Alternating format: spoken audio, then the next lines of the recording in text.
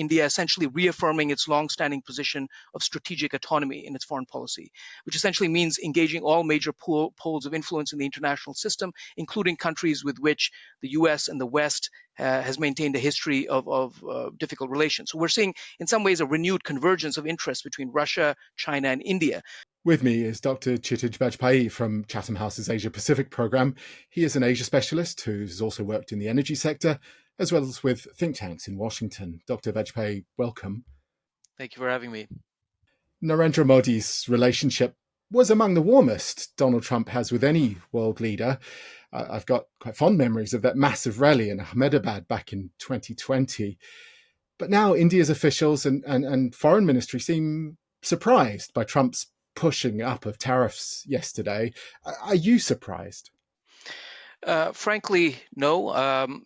I think the Trump administration's actions, as you mentioned, are clearly a wake-up call for New Delhi. I think India did perceive that it had some sort of special relationship with the U.S. Modi, of course, was the fourth world leader to visit Washington, D.C. after Trump's inauguration. India was among the most positive countries about a second Trump term. I think India perceived itself to be in some sort of geopolitical sweet spot of neither being an ally nor an adversary of the United States. So it neither faced pressure of not pulling its weight, like, say, NATO member countries, nor did it pose an existential threat to the United States, like, say, China. And Modi and Trump were seen to have similar worldviews. They're both strongman populist leaders. They both regard China and radical Islam as existential threats. They're both economic nationalists at heart. They both share a common suspicion of the liberal media and civil society. So all of this sort of alluded to a deepening bilateral relationship. Clearly, this is not the case. I mean, in the Trumpian world, there's no distinction between an ally or an adversary. So that I think that should have been a clear warning to India that it was not going to get any special treatment, as we've now seen with these the increase in the tariff that's been imposed on India to 50%. So I clearly, I think, the relationship is strained, and I mean, we can discuss the degree to which it'll be able to bounce back from the most recent tensions that we've seen. Trump's big objection seems to be that India doesn't care about the killing in Ukraine. Will India capitulate to the US president's demands over buying Russian oil? So I think one point is to keep in mind is there are two separate issues that are at play here. One is the ongoing negotiations for a free or bilateral trade agreement. There was a deadline of the 1st of August to secure a trade deal, which has passed. Negotiations are ongoing. Another trade delegation or there'll be another ongoing negotiations later in this month. Trump has clearly grown increasingly frustrated with India on this issue. He's referred to India as a tariff king and a very big abuser. More recently, a dead economy that does very little business with the U.S.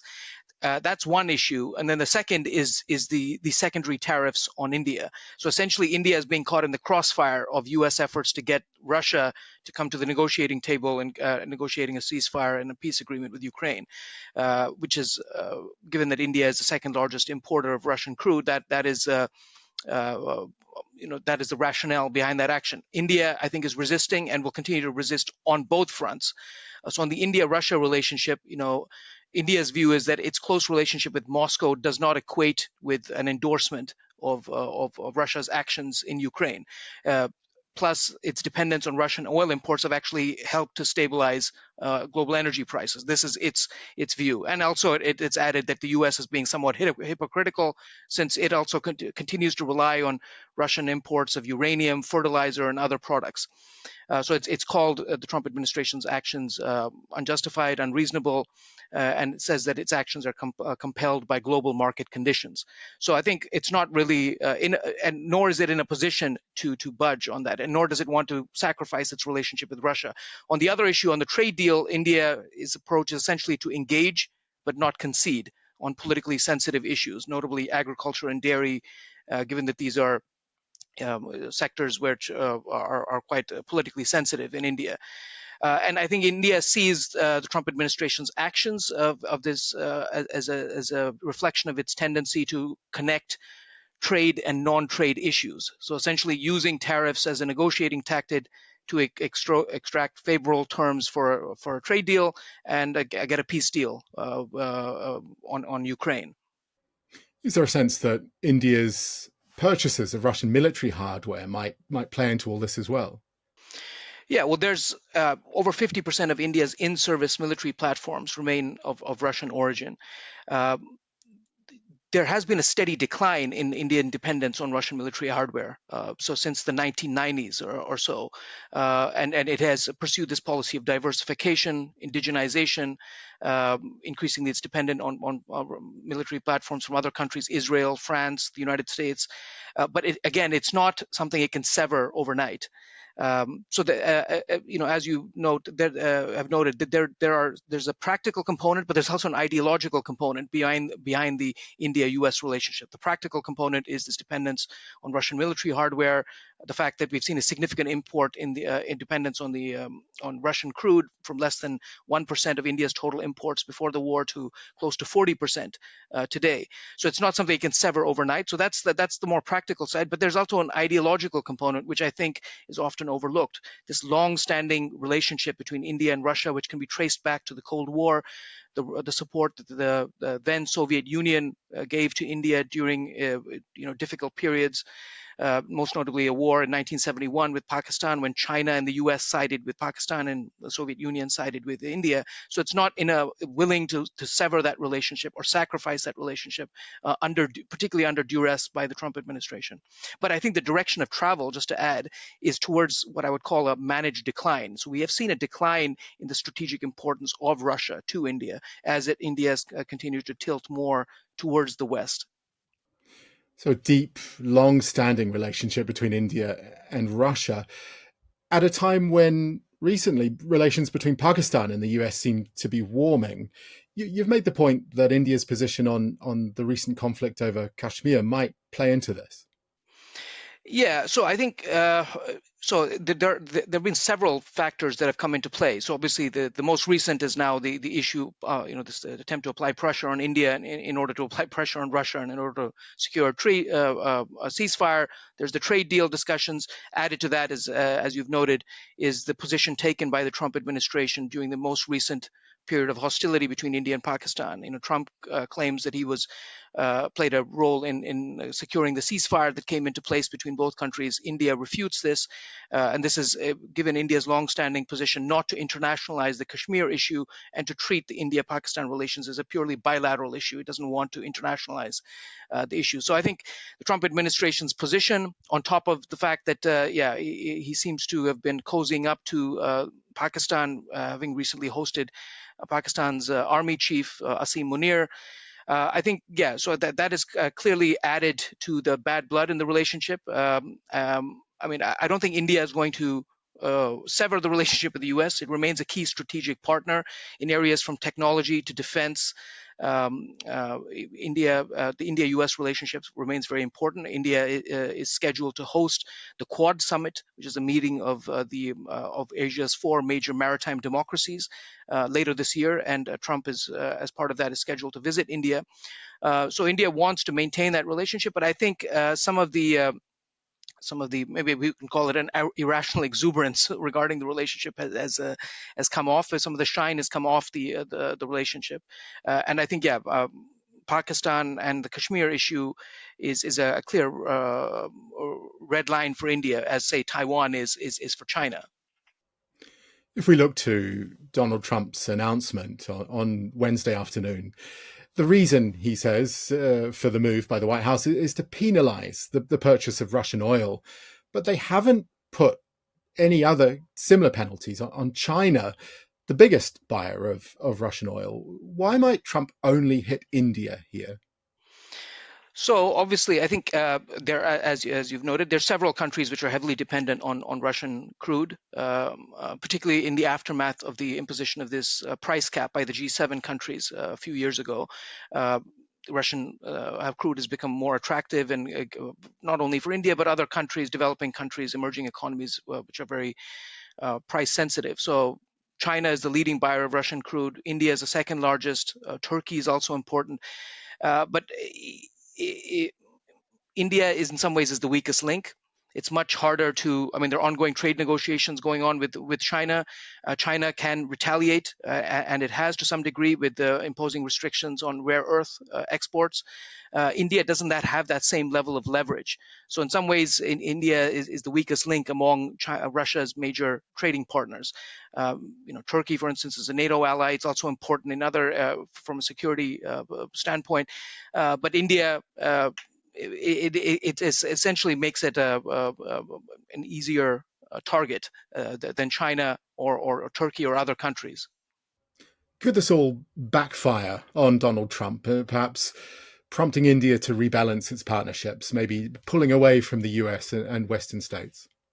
I think it can. I think the Trump administration's view. If you recall back to the first Trump administration, one day he was referring to Kim Jong Un, the leader of North Korea, as the little rocket man. He was insulting him, and then a day, not too long after that, they were sitting down for a negotiation.